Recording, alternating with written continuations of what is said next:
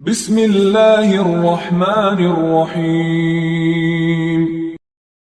لیث بن سعد نے بیان کیا، ان سے عقیل نے، ان سے ابن شہاب نے، ان سے سالم بن عبداللہ نے کہ عبداللہ بن عمر رضی اللہ عنہ نے کہا کہ رسول اللہ صلی اللہ علیہ وسلم نے حجۃ الوداع میں تمتع کیا، یعنی عمرہ کر کے پھر حج کیا، اور آپ ذوالحلیفہ سے اپنے ساتھ قربانی لے گئے۔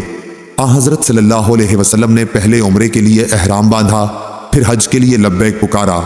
لوگوں نے بھی نبی کریم صلی اللہ علیہ وسلم کے ساتھ تمتع کیا، یعنی عمرہ کر کے حج کیا، لیکن بہت سے لوگ اپنے ساتھ قربانی کا جانور لے گئے تھے اور بہت سے نہیں لے گئے تھے۔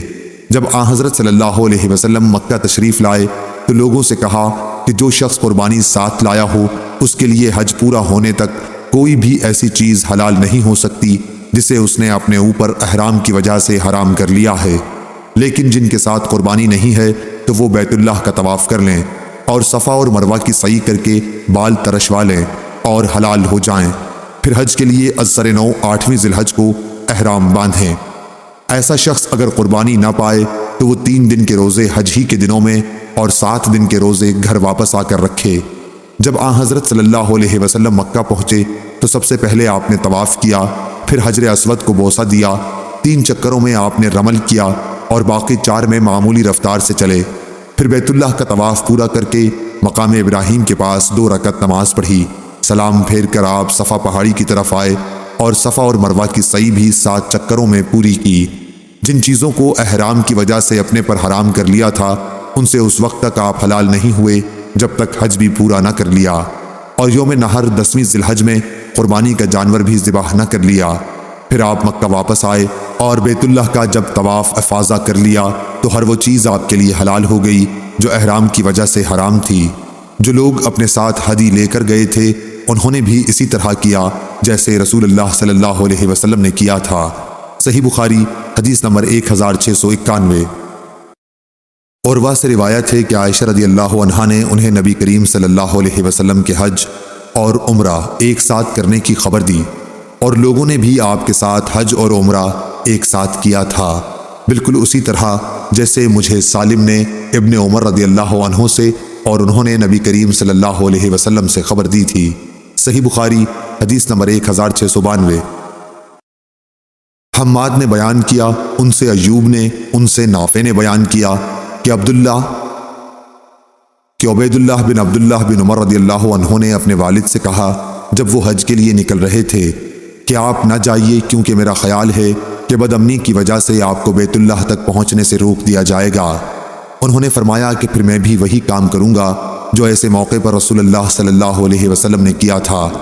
اللہ تعالیٰ نے فرمایا ہے تمہارے لیے رسول اللہ صلی اللہ علیہ وسلم کی زندگی بہترین نمونہ ہے۔ میں اب تمہیں گواہ بناتا ہوں کہ میں نے اپنے اوپر عمرہ واجب کر لیا ہے۔ چنانچہ آپ نے عمرے کا احرام باندھا۔ انہوں نے بیان کیا کہ پھر آپ نکلے اور جب بیدا پہنچے تو حج اور عمرہ دونوں کا احرام باندھ لیا اور فرمایا کہ حج اور عمرہ دونوں تو ایک ہی ہیں۔ اس کے بعد قدید پہنچ کر ہدی خریدی، پھر مکہ آ کر دونوں کے لیے طواف کیا اور درمیان میں نہیں بلکہ دونوں سے ایک ہی ساتھ حلال ہوئے۔ صحیح بخاری حدیث نمبر 1693۔ معمر نے خبر دی، انہیں زہری نے، انہیں عروہ بن زبیر نے اور ان سے مسعود بن مخرمہ رضی اللہ عنہ اور مروان نے بیان کیا کہ نبی صلی اللہ علیہ وسلم مدینے سے تقریباً اپنے 1000 ساتھیوں کے ساتھ حج کے لیے نکلے۔ جب ذوالحلیفہ پہنچے تو نبی صلی اللہ علیہ وسلم نے ہدی کو ہار پہنایا اور اشعار کیا، پھر عمرے کا احرام باندھا۔ صحیح بخاری حدیث نمبر 1694 1695۔ معمر نے خبر دی، انہیں زہری نے، انہیں عروہ بن زبیر نے اور ان سے مسعود بن مخرمہ رضی اللہ عنہ اور مروان نے بیان کیا کہ نبی صلی اللہ علیہ وسلم مدینے سے تقریباً اپنے 1000 ساتھیوں کے ساتھ حج کے لیے نکلے۔ جب ذوالحلیفہ پہنچے تو نبی صلی اللہ علیہ وسلم نے ہدی کو ہار پہنایا اور اشعار کیا، پھر عمرے کا احرام باندھا۔ صحیح بخاری حدیث نمبر 1694 1695۔ افلاح نے بیان کیا، ان سے قاسم نے اور ان سے عائشہ رضی اللہ عنہا نے کہ نبی کریم صلی اللہ علیہ وسلم کے قربانی کے جانوروں کے ہار میں نے اپنے ہاتھ سے خود بٹے تھے، پھر آپ نے انہیں ہار پہنایا، اشعار کیا، ان کو مکے کی طرف روانہ کیا۔ پھر بھی آپ کے لیے جو چیزیں حلال تھیں وہ احرام سے پہلے صرف ہدی سے حرام نہیں ہوئیں۔ صحیح بخاری حدیث نمبر 1696۔ نافع نے خبر دی انہیں ابن عمر رضی اللہ عنہ نے کہ حفصہ رضی اللہ عنہا نے بیان کیا، کہا میں نے کہا یا رسول اللہ، اور لوگ تو حلال ہو گئے لیکن آپ حلال نہیں ہوئے، اس کی کیا وجہ ہے؟ آپ نے فرمایا کہ میں نے اپنے سر کے بالوں کو جما لیا ہے اور اپنی ہدی کو قلادہ پہنا دیا ہے، اس لیے جب تک حج سے بھی حلال نہ ہو جاؤں میں درمیان میں حلال نہیں ہو سکتا۔ گوند لگا کر سر کے بالوں کو جما لینا اس کو تلبید کہتے ہیں۔ صحیح بخاری حدیث نمبر 1697۔ ابن شہاب نے بیان کیا ان سے عروہ اور عمرہ بنت عبد الرحمن نے کہ عائشہ رضی اللہ عنہا نے بیان کیا رسول اللہ صلی اللہ علیہ وسلم مدینے سے ہدی ساتھ لے کر چلتے تھے اور میں ان کے قلادے بٹا کرتی تھی، پھر بھی آپ احرام باندھنے سے پہلے ان چیزوں سے پرہیز نہیں کرتے تھے جن سے ایک محرم پرہیز کرتا ہے۔ صحیح بخاری حدیث نمبر 1698۔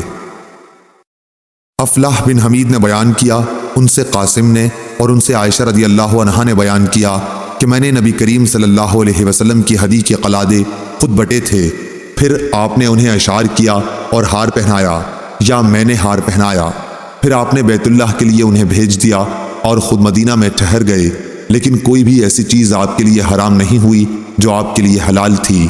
صحیح بخاری حدیث نمبر 1699۔ امام مالک نے خبر دی انہیں عبداللہ بن ابی بکر بن عمرو بن حزم نے خبر دی انہیں عمرہ بنت عبد الرحمن نے خبر دی کہ زیاد بن ابی سفیان نے عائشہ رضی اللہ عنہا کو لکھا کہ عبداللہ بن عباس رضی اللہ عنہ نے فرمایا ہے کہ جس نے ہدی بھیج دی اس پر وہ تمام چیزیں حرام ہو جاتی ہیں جو ایک حاجی پر حرام ہوتی ہیں تاکہ اس کی ہدی کی قربانی کر دی جائے۔ عمرہ نے کہا کہ اس پر حضرت عائشہ رضی اللہ عنہا نے فرمایا عبداللہ بن عباس رضی اللہ عنہ نے جو کچھ کہا مسئلہ اس طرح نہیں ہے، میں نے نبی کریم صلی اللہ علیہ وسلم کے قربانی کے جانوروں کے قلادے اپنے ہاتھوں سے خود بٹے ہیں، پھر آن حضرت صلی اللہ علیہ وسلم نے اپنے ہاتھوں سے ان جانوروں کو قلادہ پہنایا اور میرے والد محترم ابو بکر رضی اللہ عنہ کے ساتھ انہیں بھیج دیا، لیکن اس کے باوجود آپ صلی اللہ علیہ وسلم نے کسی بھی ایسی چیز کو اپنے اوپر حرام نہیں کیا جو اللہ نے آپ صلی اللہ علیہ وسلم کے لیے حلال کی تھی، اور ہدی کی قربانی بھی کر دی گئی۔ صحیح بخاری حدیث نمبر 1700۔